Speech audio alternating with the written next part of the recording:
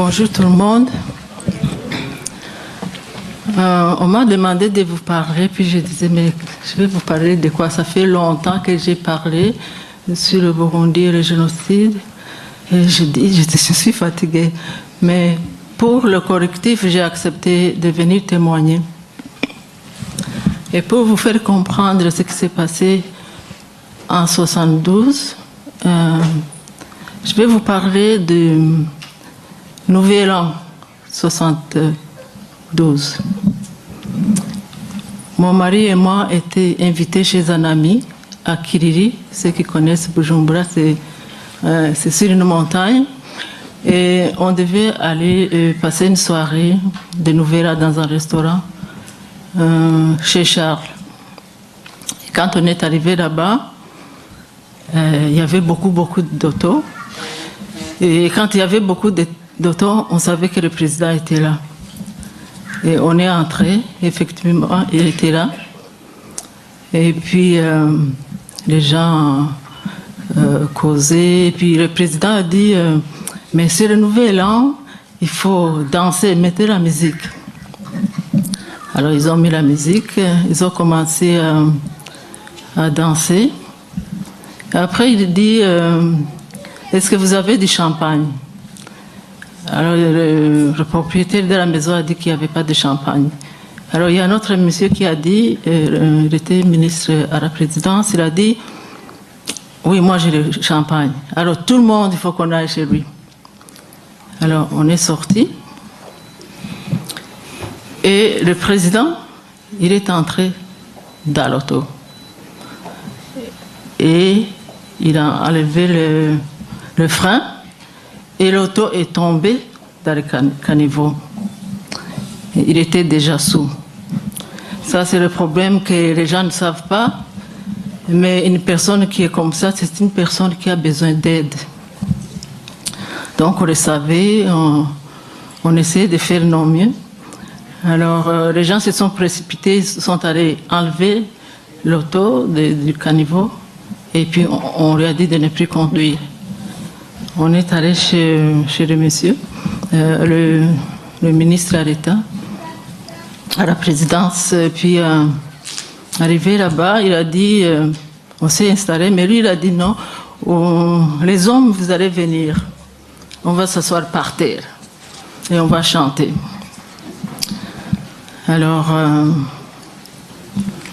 moi, j'étais avec sa femme, on était assis, et puis les hommes se sont assis par terre, et puis il a commencé à improviser une chanson. Il dit, je vais dire un nom de tel, je dis, je vous aime. Et puis vous allez dire, oui. Hein? Alors il disait, l'autre dit, ok, dit, oui. Donc, ils ont chanté ça. Et moi, j'ai regardé, j'ai dit, mais c'est quoi ça? C'est le gouvernement. Ouais.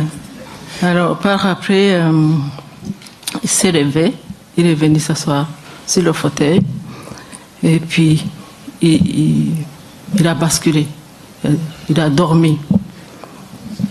Alors, les gens se sont précipités, ils sont allés chercher un coussin, on a quitté le fauteuil, on l'a allongé sur le sofa. Alors on était là, on attendait qu'il se réveille. Et ça s'est passé souvent. Même chez moi, il est venu nous visiter une fois. Et puis j'ai servi à boire. Et puis quand je suis allée dans la cuisine, quand je suis revenue, il dormait déjà. Alors j'ai même essayé de le réveiller, mais ça n'a pas marché. Et puis il fallait s'asseoir là, attendre qu'il se réveille. Il est resté, je pense, jusqu'à 4 heures du matin. Donc on connaissait le problème du président.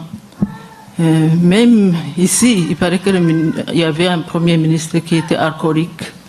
Il habitait, je pense, à Kingston. Il y a un musée où on montre les bouteilles de vin qu'il consommait. Il y a Sarkozy qu'on a déjà vu à la télévision qui était sous.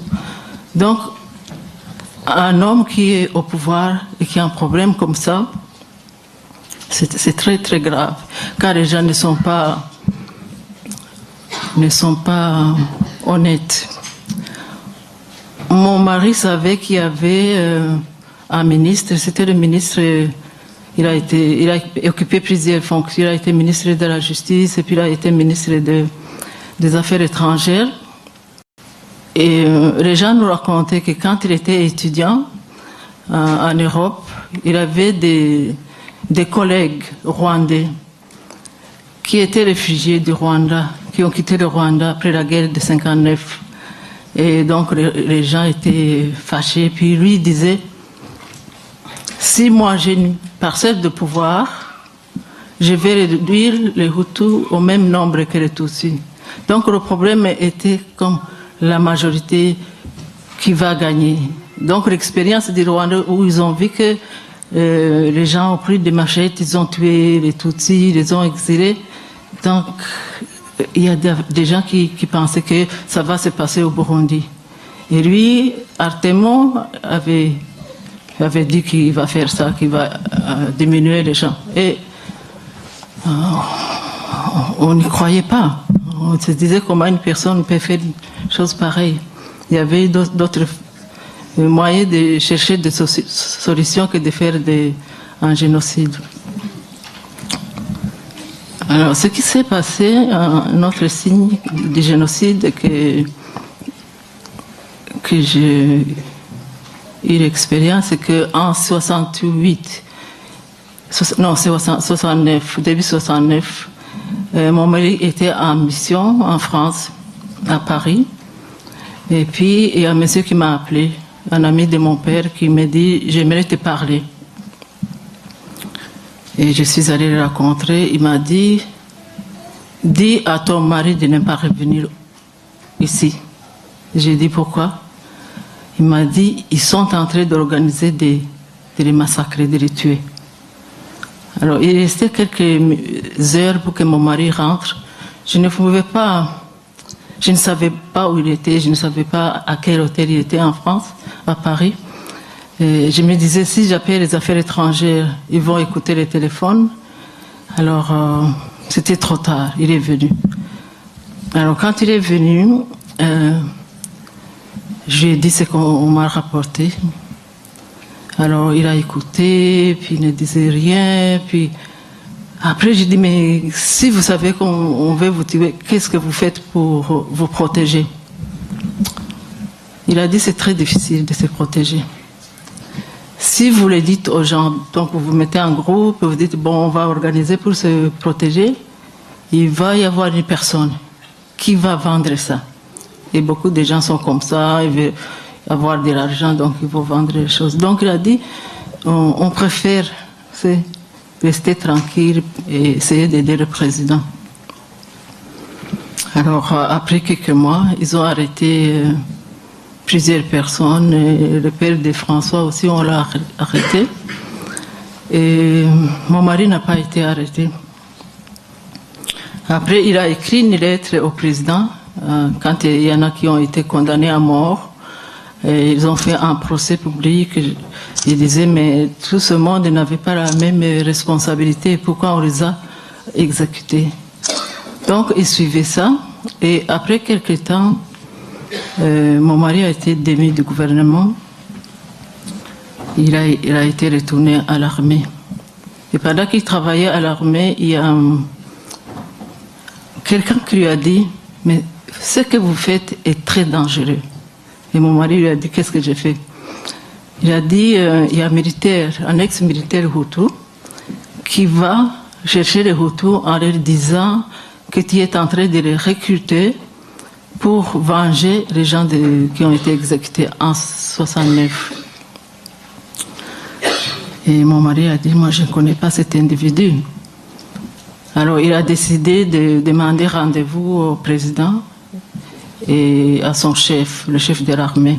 Ils sont venus chez nous à midi. J'étais là, j'ai tout écouté. Et puis il a expliqué cette situation. Il a dit il faut faire attention parce qu'il y a des gens qui sont utilisés pour créer les doutes ou bien les gens sont manipulés, on va leur dire qu'on se prépare quelque chose, c'était comme une simulation. Mais après, donc, quand on les arrête et on les torture, ils vont dire ce qu'ils ont appris. Donc, mon mari a pensé qu'ils ont fait une enquête sur ça. Alors, par après, j'avais eu un enfant au mois de mars 72, un bébé. Et puis je suis rentrée à la maison et puis c'était 2 semaines avant le 29 avril, le commencement du génocide. Et j'ai vu des lettres à la maison, 3 lettres. Une lettre écrite par des évêques, tous les évêques du Burundi, et une lettre écrite par l'aumônier de la prison et la réponse du président. Donc, la lettre des évêques disait que il y a le groupe, donc le gouvernement qui était sur place, donc, où Artemos Imbanani, c'était comme l'homme fort de ce gouvernement, et tout le monde s'inquiétait. Et il disait que donc les gens sont malmenés, et puis il demandait au président d'agir. Et la lettre du l'aumônier de la prison disait comment les prisonniers sont maltraités. Alors la lettre qui m'a inquiétée, c'était la lettre du président, où il disait aux évêques que la politique ne les concernait pas. Alors c'est là que je me suis dit, il y a quelque chose qui arrive et il faut qu'on quitte ce pays, on s'en va. Donc quand il est arrivé que je lui ai dit que j'ai peur, il a dit que le président l'avait approché et lui avait donné ses lettres pour qu'il puisse écrire un communiqué à la radio, parce que mon mari écrivait bien et puis il faisait beaucoup des éditoriaux. C'est lui-même des fois qui écrivait les discours du président. Donc le président lui a dit, j'ai besoin de toi, donc vous calmez la population et je vais changer le gouvernement. Donc c'est comme ça qu'il les a eus. 2 semaines après, le président a fait tomber tout le gouvernement. D'habitude, il faisait un remaniement, mais cette fois-ci, c'est tout le gouvernement qui était tombé. C'était à midi, le 29 avril. Alors, on a continué à faire nos affaires. Et puis, l'après-midi, je suis allée voir une voisine. Elle venait de se marier. Et puis, pendant que j'étais là, son mari est venu. Il a dit, il y a des gens qui sont en ville avec des machettes. Et puis, qui dit qu'ils ne veulent pas le gouvernement de Michombero. Et il ne voulait pas Simbanani. Donc, c'était flou. Après quelques temps, mon mari est rentré. Et quand il est rentré, je lui ai dit, mais est-ce que vous avez vu les gens qui ont fait la manifestation, qui ont des machettes? Il a dit non, je ne les ai pas vus. Alors, vers 7 heures, on a commencé à souper et c'est là qu'on a entendu des coups de fusil. Alors les gens ont commencé à nous appeler, nous demander qu'est-ce qui se passe, et lui disait ne sait pas. Et puis vers 11 heures, il y avait un monsieur métis qui avait une boîte de nuit. Il nous a appelé, il a dit que les militaires sont venus à dire aux gens de quitter qu'il y a un couvre-feu. Et pendant qu'on a entendu les coups de feu, la radio a arrêté. Alors, vers 3 heures du matin, c'est là que le chef de l'armée a appelé mon mari.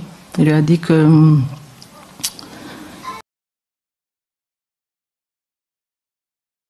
et puis il a dit, bon, cherche-moi les habits, les tenues de combat. Alors j'ai dit, mais comment ça se fait qu'on ne vous a pas envoyé une Jeep?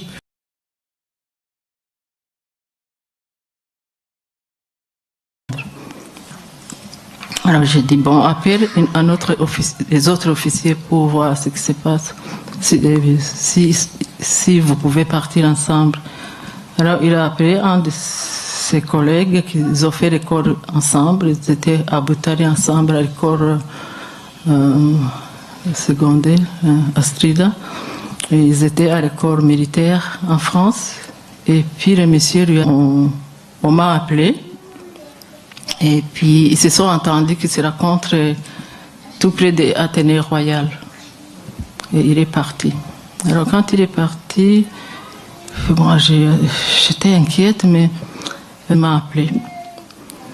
Il m'a dit, bon, je viens d'arriver, j'ai vu les autos qui ont été brisées, puis les autres incendiés. Il a dit, je vais vous donner des nouvelles plus tard.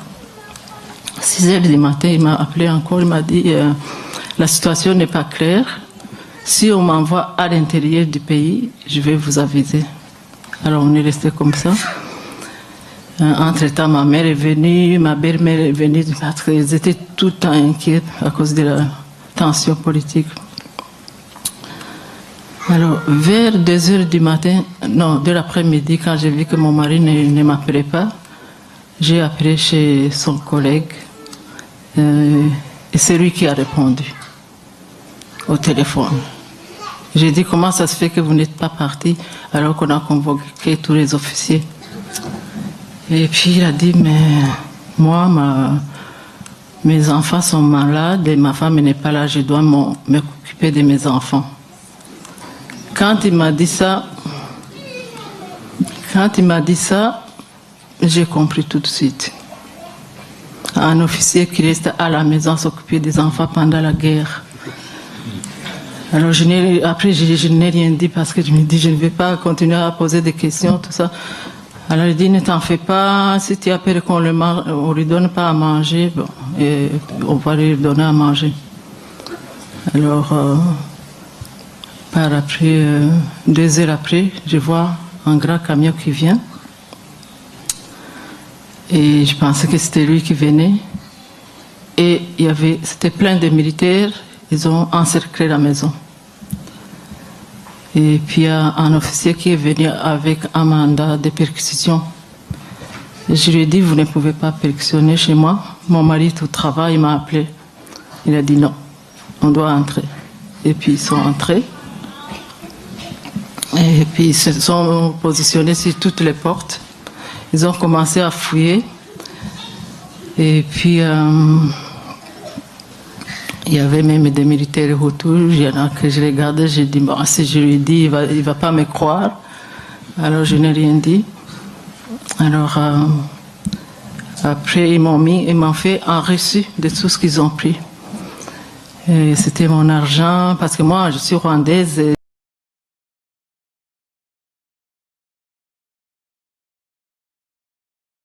on peut fuir et puis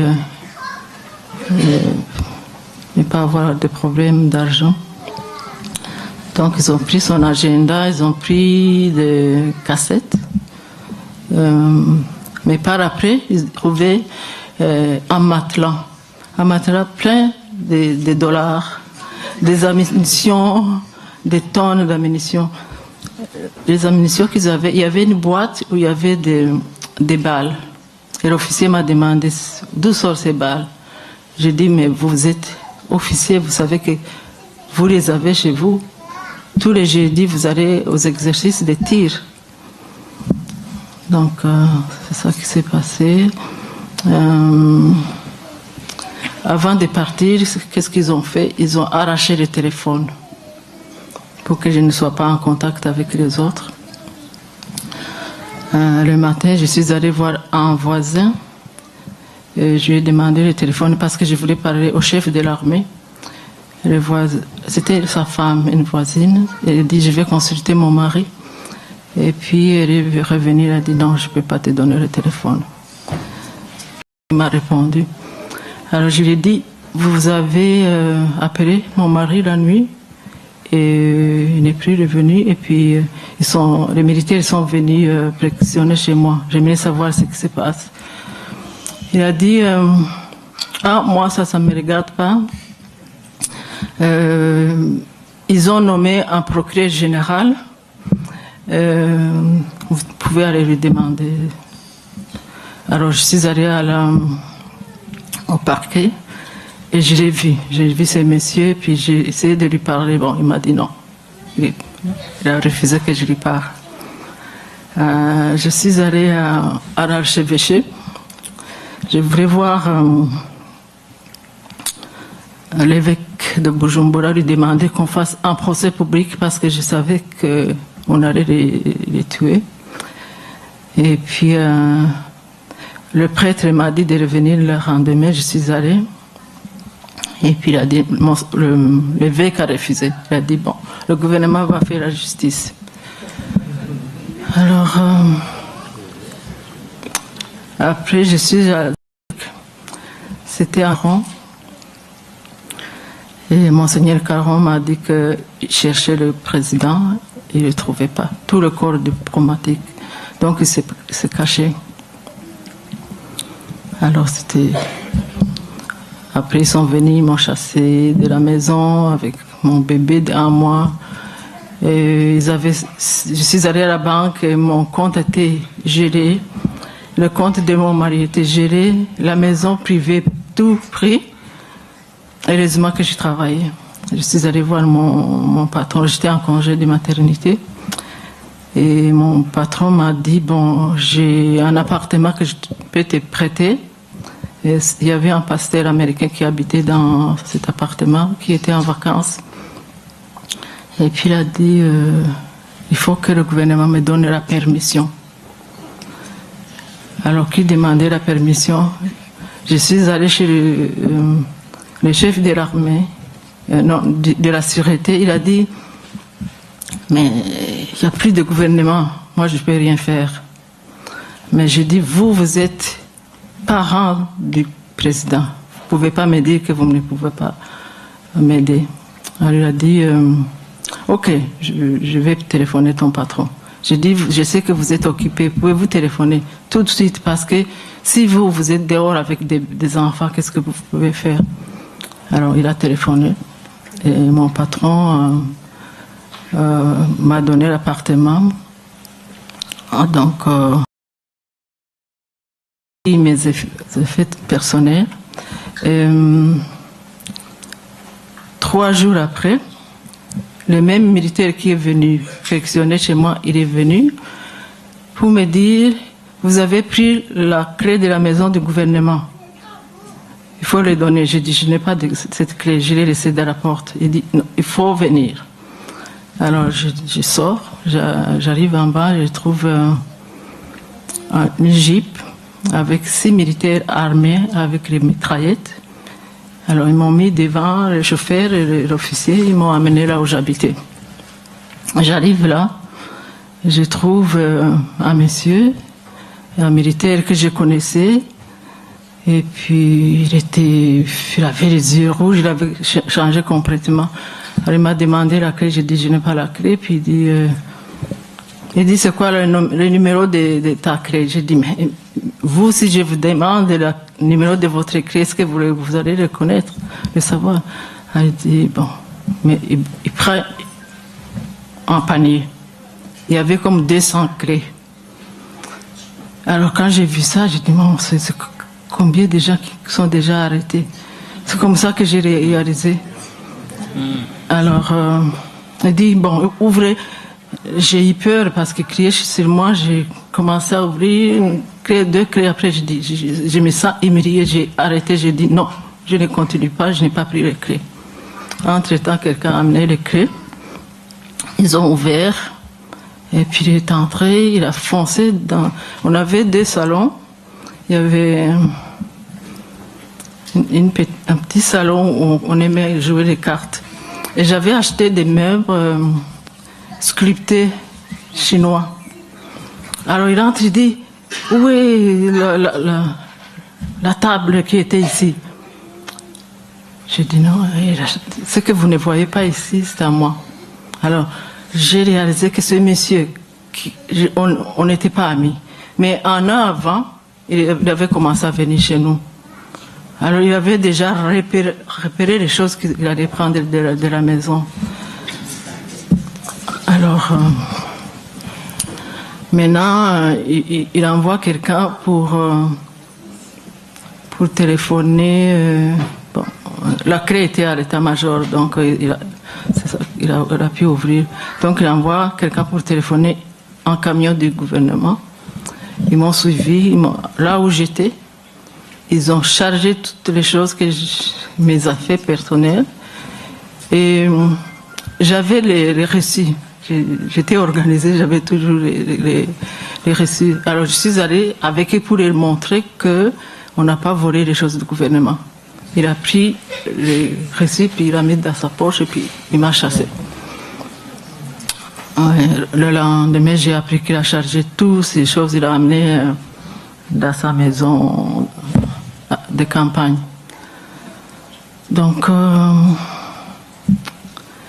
le 6 avril, mais le 6 mai, c'est là qu'ils ont lancé un communiqué pour dire que ceux qui ont été arrêtés ont été jugés par la cour martiale et exécutés. Ils n'ont pas donné de nom.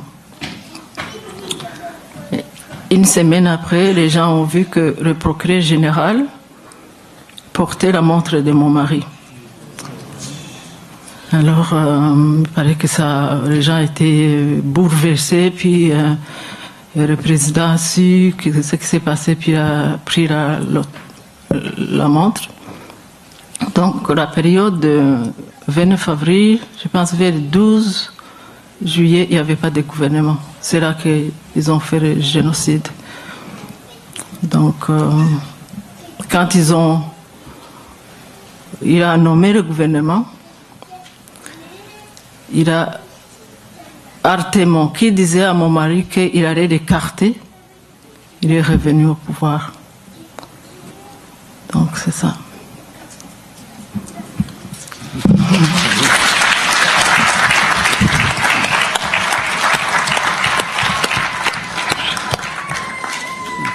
Bon, izo nkuru batubariye abantu bose bari ngaha barasha kuvuga nk'izo. Nico gituma twasavye muri collectif ko abantu bagerageza kwandika bikaja mu gitabo, kuko aha turiko turivura.